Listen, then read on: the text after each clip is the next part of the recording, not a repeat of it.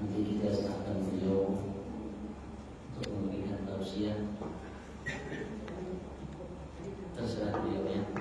Selamat datang kami saudara-saudara kembali atas nama baru saudara-saudara pada ayat Allah namanya aku baru saudara ini sebelum untuk pikiran Muhammad tidak ada hadis dan pada jawab sama Nabi belum tidak ada nama sama muslimin. Allah Ta'ala fi ba'd al-insan dan anggara wa nanqul ni'ah wa kullu qawlin yahuttu ala muharramin aw yaqta'u aw yaqtaru an wajhin kullu kalamin yahdi aw fi hadith al-anbiya aw fi ulama aw fi ilmi aw syar'i aw al-Qur'an aw fi shay'in sha'ilillah wa min at-tasmir wa sukut an amr al-ma'ruf wa nahy anil munkar bi ghairi udrin wa katmil ilmi al-wajib ma'ruf bil-talib billahi wa ta'ala. Alhamdulillah. Bersyukur kita terhadap kehadirat Allah atas segala nikmatnya yang melimpah di setiap satu detik nafas kita maupun saat ini selama ini ada kita dan masih memiliki lahir batin terhadap semua bagian daripada karunia Tuhan kita Allah Subhanahu wa Ta'ala. Dan diminta oleh Allah atas setiap kita hanya memanfaatkannya menggunakan untuk kebutuhan kita dan mensyukurinya agar kita mendapatkan tambahan dari Allah Subhanahu wa Ta'ala atas nikmat-nikmat yang disiapkan oleh Allah dan mendapatkan kebaikan dunia dan mudah-mudahan pada bersyukur kita terhadap segala nikmat Allah saat ini Allah Subhanahu wa Ta'ala sebabkan sempurna dan segala nikmatnya kepada kita dan kepada kita sebagai hamba-hamba dan bersyukur segala nikmatnya Allahumma amin. Dan selawat sallallahu alaihi wa sallam kehadirat junjungan Nabi kita Nabi sallallahu alaihi wasallam dan para sahabat itu para pencinta kepada semua kita Allahumma dalam hati kita dalam mengikuti jejak Nabi kita Muhammad maka Allah memberikan kalau kita mengikutinya secara sempurna sehingga Allah jadi kita yang sempurna. Makanya kalau saya ya mungkin kita dapat dari beliau dari sudah untuk juga asal dan bagaimana banyak beliau salah benar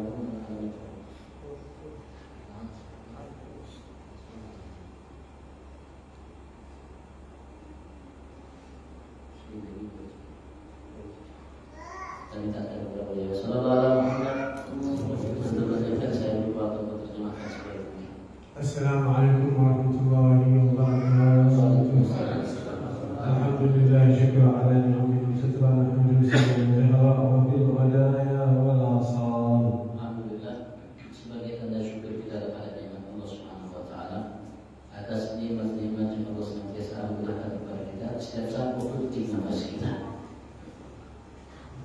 أكرمنا الله وإياكم بصلاة المغرب التي هي أول الليل. Allah Subhanahu wa Ta'ala alhamdulillah saat ini telah memuliakan kita semua dengan melaksanakan sholat maghrib berjamaah ini yang kita lakukan di awal malam kita.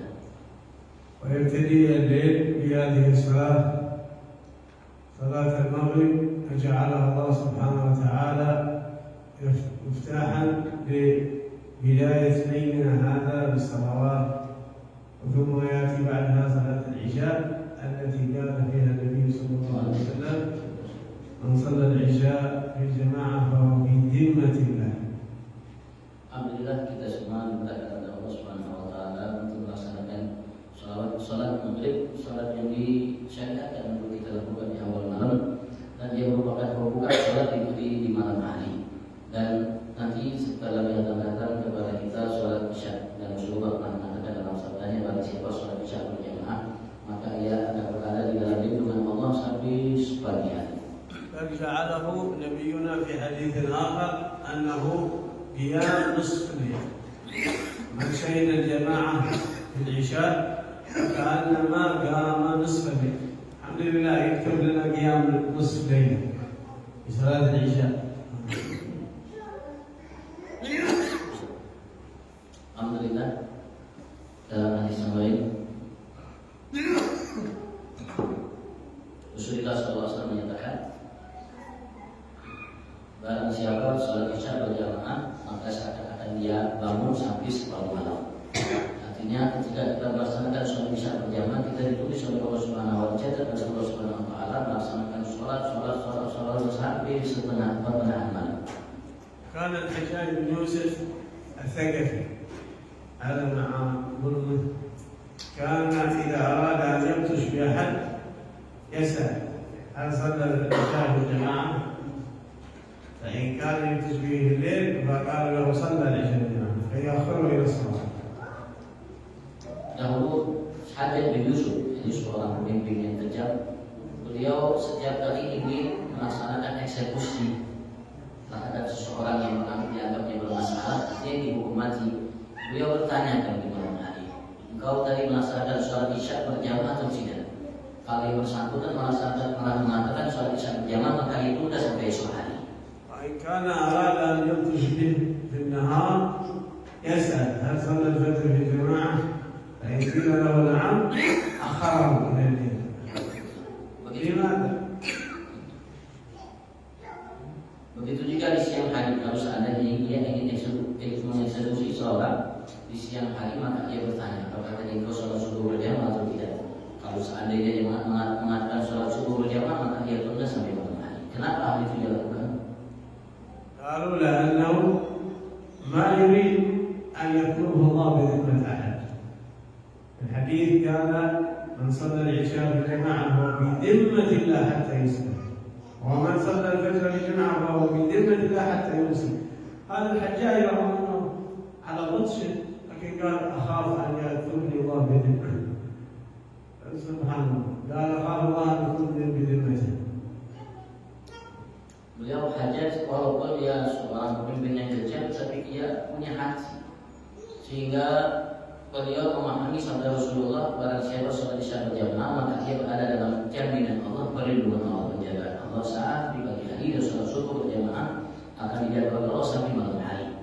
Maka ia mengatakan, aku takut nanti dituntut oleh Allah Subhanahu wa taala di hari kiamat. Kenapa aku berbuat melakukan hukuman mati terhadap seseorang yang berada di dalam tanggungan Allah, penjagaan Allah Subhanahu wa taala. ثم إن علينا يعني نعبد الله سبحانه وتعالى مع شهود التكسير، لأنه ما فعلنا إلا بتوفيق من الله سبحانه وتعالى. Dan kita walaupun mungkin melaksanakan ibadah dalam berbagai macam ibadah, mungkin kita merasa sudah banyak, dan kita harus merasa kita banyak kekurangan dalam ibadah kepada Allah Subhanahu wa taala.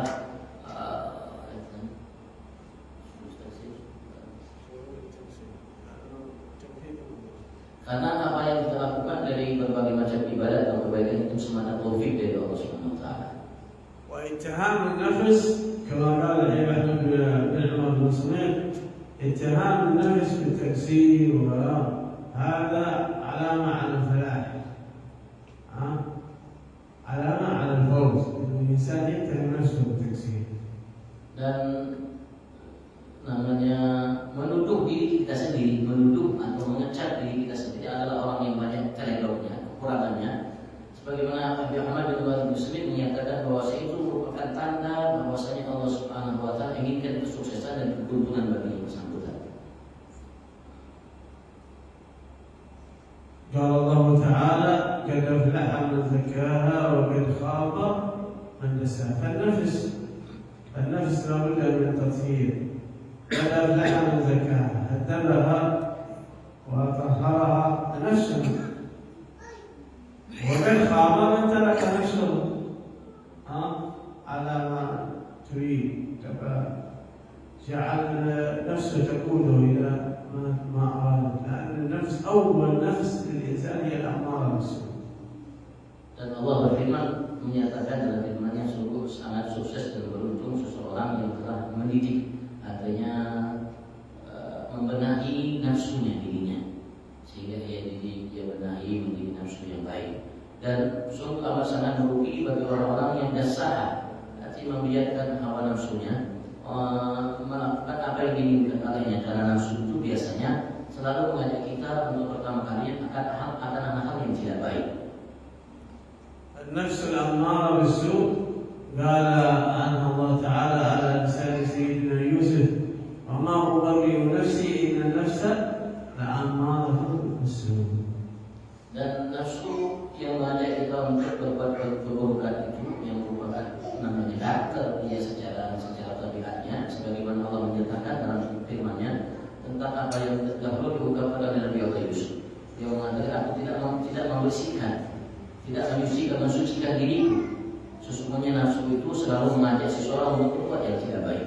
فإذا جاهد نفسه من هذه الأمارة خالفها كصاحب البردة وخالف النفس والشيطان وعصيهما وإن هما محضاك النصح فاتهم. يعني النفس هذه أول نفس هذه الأمارة، وإن هما محضاك النصح فاتهم. هذا أحيانا النفس تأتي على شكل ناصحة تلبسها، فإذا جاهد الإنسان نفسه بالأمارة ارتكت إلى لوامة يلوم على فعل الشر وتقصيره في الخير لوامة، فإذا ارتكى بها تصير ملهمة تلهم الخير، نفس ملهمة.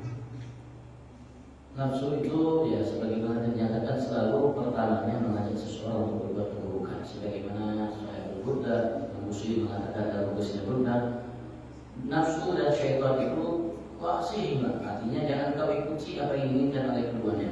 Walaupun ia kelihatannya secara lahirnya mungkin kalimatnya memberikan engkau nasihat yang murni, tapi biasanya itu dilakukan karena di dalamnya ada hal yang tidak baik yang ingin namanya dicapai oleh nafsu dan syaitan itu terhadap kita.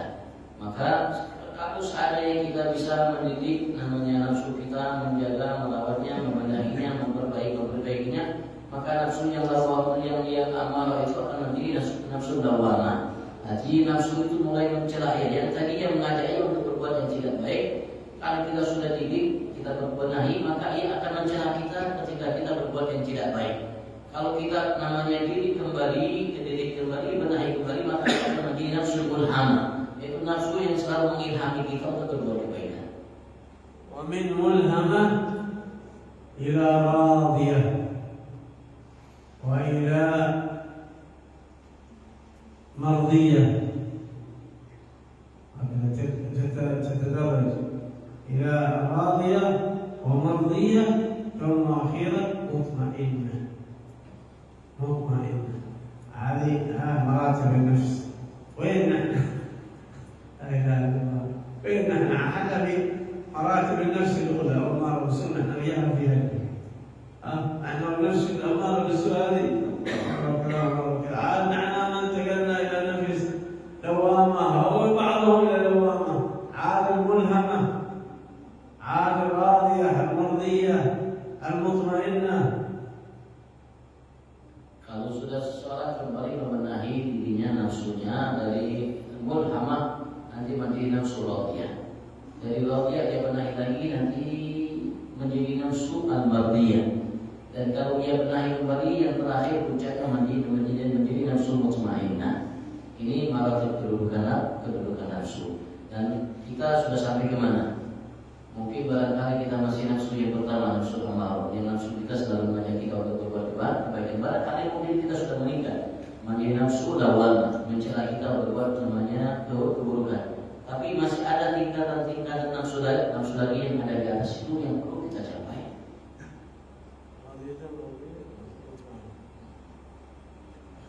فهذه ولا يستطيع الإنسان أن يعرف دسائس نفسه إلا بجلوس مع عند شيوخ مربيه. Dan kita mungkin akan memahami, mengerti nafsu dan apa-apa yang berkaitan dengan nafsu yang membuat kita dengan sebabnya itu akan jauh dari Tuhan kita Allah Subhanahu wa taala, dan bagaimana kita membenahinya kecuali dengan dulu dengan guru-guru yang mampu untuk mendidik kita. هكذا الشيخ المربي يربي نفسه يهذبها، لأنه ليس كل الشيوخ مربي، ليس كل شيخ مربي. Begitulah ketika kita duduk dengan mereka, maka mereka pun namanya syekh murabbi. Mereka pun akan mengajarkan kepada kita, memberitahu kepada kita tentang seluruh nafsu itu sendiri sehingga kita memahami dan kita akan meningkatkan nafsu kita dengan nafsu yang lebih baik. Dan tidak semua guru itu, ustaz itu namanya menjadi murabbi, mampu untuk mendidik. ففيه الشيوخ على مراتب. شيخ علم، كل من أخذت عنه العلم هذا يكون شيخا.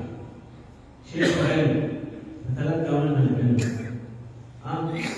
هذا كل من قرأت عليه وتعلمت هذا شيخ علم. وشيخ العلم اما احيانا بقراءه او بسماع او مثلا باجازه. شيخ بالاجازه ما هو بتلقي. شيخك بتلقي تقرا عنه، وفي شيخ بالاجازه يعتبر شيخ بالاجازه، لكن هذا بالعلم. Yang pertama, syekh guru dalam masalah ilmu.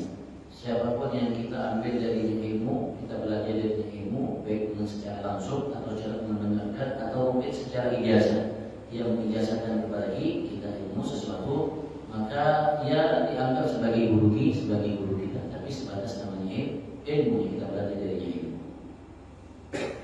والشيخ مربي، هذا الذي يبحث لك في تربية نفسك ويربيها ويهذبها على تربية. الشيخ مربي.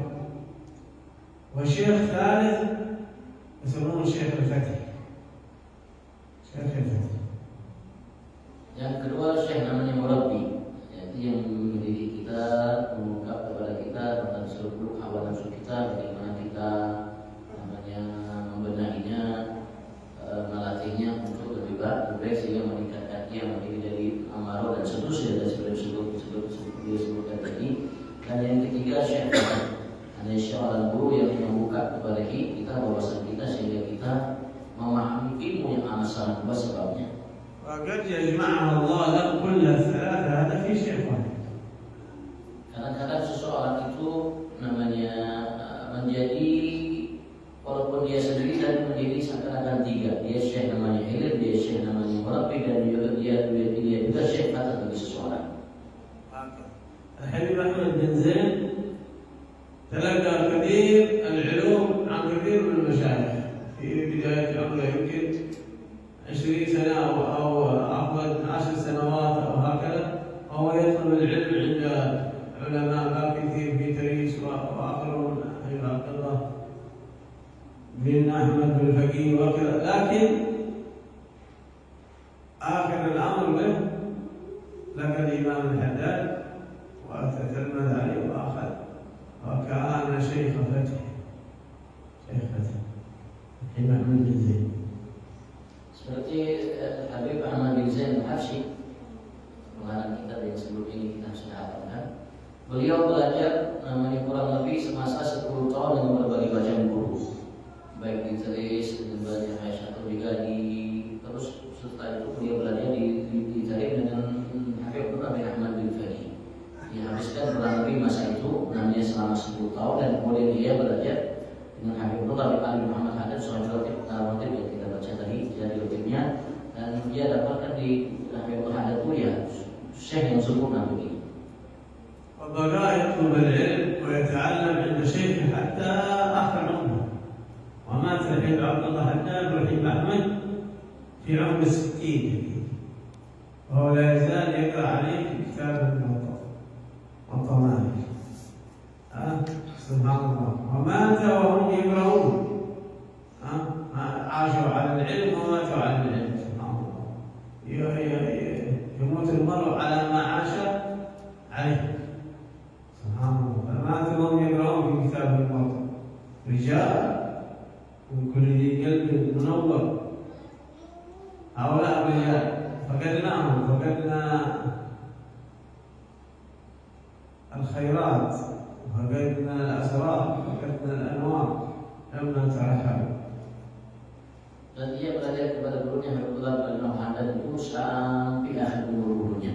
Ketika berguru dengan Haddad, beliau masih dalam membaca kitab Muwatta, kitab hadis yang terkait dengan Imam Malik. Kurang lebih dia belajar itu 40 tahun sama Habibullah bin Haddad pada waktu ini, sampai umurnya 60 tahun belajar.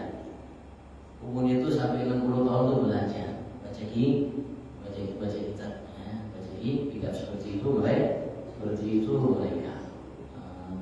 Pertama dengan gurunya Habibullah bin Muhammad Haddad, yang mana gurunya tersebut mengatakan tatkala kita kehilangan banyak itu kebaikan. وكثير ما يحرم بركة العالم أهله ويكون أشد الناس عليه أقرباؤه كثيرا سبحان الله. قال النبي عليه الصلاة والسلام أزهد الناس في الأنبياء وأشدهم عليهم الأقربون، رواه ابن عساكر. يعني سبحان الله ما يتبع منهم كل يوم عندهم في البيت ما يشهدون فيه الولاية، فتأتي البشريات هذا يقل نفعه من ناحية الظاهر، النفع من ناحية الظاهر العلم يكون أما بعد ذلك هذه الشفاعات. Dan orang yang paling banyak yang diharamkan keberkatan orang yang berilmu itu orang baik itu adalah keluarganya. Sebagaimana Nabi Muhammad mengatakan dalam sabdanya oleh Imam Ibnu Katsir, orang yang paling jauh dari kebaikan keberkatan seorang nabi itu adalah keluarganya dan orang-orang yang dekat dengannya. Karena mungkin ya karena mereka hidup di tengah-tengah mereka melihat punya namanya rumahnya dan lain sebagainya, sehingga mungkin secara lahir mereka tidak begitu namanya menghormati seorang alim tersebut, bahkan Rasulullah Nabi pun seperti itu. والعلماء هذا الله سبحانه وتعالى يغار عليهم، يغار على العلماء، ولذلك حتى الكلام على العلماء زيادة في الإثم. قالوا لحوم العلماء مسمومة، يعني الكلام عن العلماء مثل السم، هو منهي أن تتكلم على أي أحد بسوء، فكيف إلا على العلماء الصالحين؟ الحين بعض الناس إلا فرغ نفسه عن الكلام عن الأولياء، يتهم الأولياء والصالحين أشد إثما، ويغار الله عليه على العلماء وعلى أوليائه فيصيب هؤلاء بشيء. Allah Subhanahu wa taala amat sangat cemburu terhadap para ulama. Artinya Allah Subhanahu wa taala cepat memberikan hukuman kepada orang-orang yang mungkin menghina, merendahkan para ulama. Karena mereka adalah hamba-hamba yang mulia dan Allah Subhanahu wa taala dari sekian hamba yang lain, sebagaimana kita ketika kita berbuat baik kepada mereka, Allah Subhanahu wa taala berikan kepada kita pahala yang besar. Begitu juga ketika kita mengecilkan mereka, merendahkan mereka dan lain sebagainya, maka Allah Subhanahu wa taala akan ambil tindakan yang lebih daripada Allah Subhanahu wa taala mengambil tindakan menghukum yang dari selain mereka. ولهذا وجب علينا محبة العلماء وموالاة العلماء والأولياء. قال عليه الصلاة والسلام: كن أو اغلو عالما أو متعلما أو مستمعا أو محبا. 4. أما الخامس انتبه، لا تكون الخامس. كن عالما أو متعلما أو مستمعا. كن عالما يعني أو متعلما سواء، أو محبا أو مستمعا أو محبا، ولا تكن الخامسة. Rasul sallallahu alaihi wasallam menyatakan dalam sabdanya untuk memberikan motivasi kepada kita untuk kita menjadi salah satu di antara orang saleh, para ulama. Jadilah engkau sebagai seseorang yang alim, atau kalau tidak muta'allim, belajar, atau kalau tidak pendengar, atau kalau tidak muhibban, pencinta, maka janganlah menjadi orang yang kelima. والخامسة قال له أيضا: ولا تكن الخامسة فتهلك. لا تكن الخامسة، ايش؟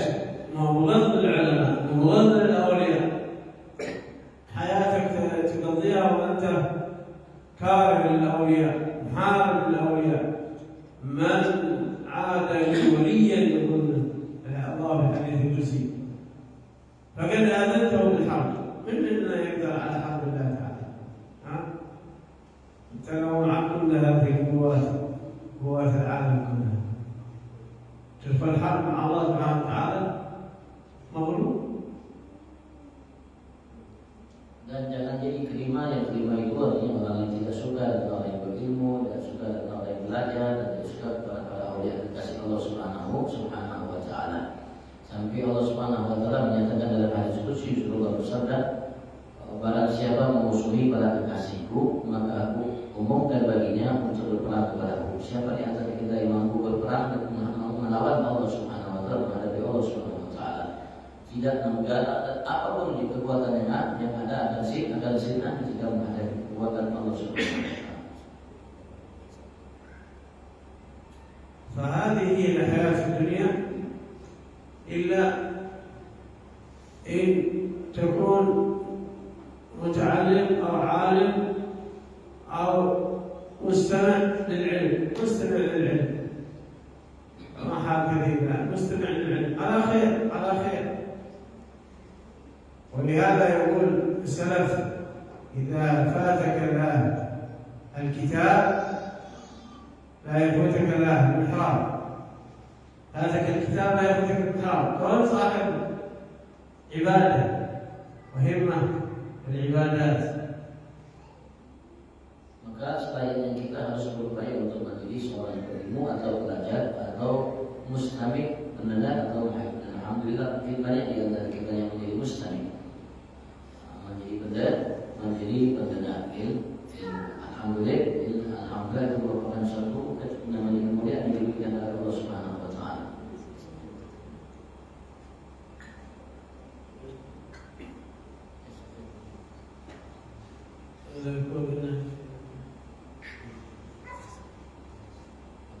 هل عنده أي سؤال ممكن؟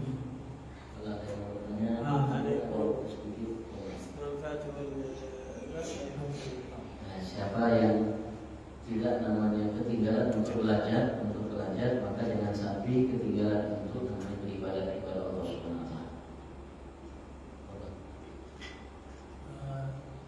Sering kita mendengar istilahnya guru mursyid. Apa bedanya guru mursyid dengan guru mursyid?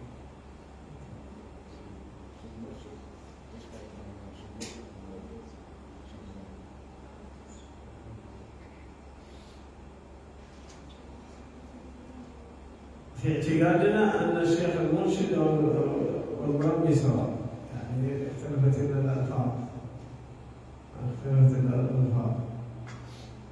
وإلا مثلا يكون أقل رتبة المرشد أقل رتبة.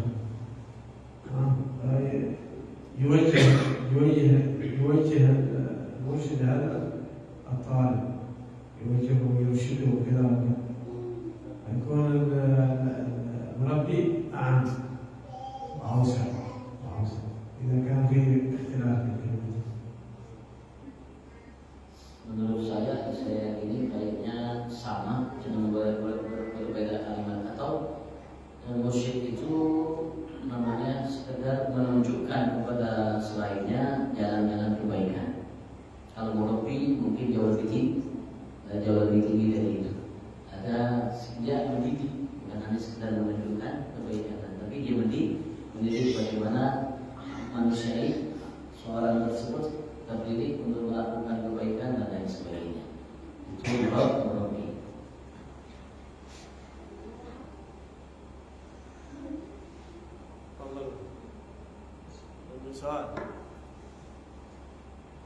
Dan ini biasa istilah orang sufi. Istilah orang sufi. Kalau seseorang belajar, mereka akan memahami ini dan melatihnya kedudukan yang ada.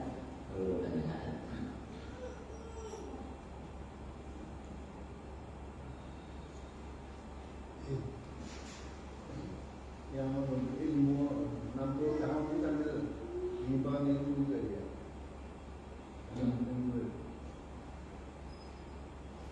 Kalau yang dia ceritakan tadi itu menuntut ilmu, belajar, mondok.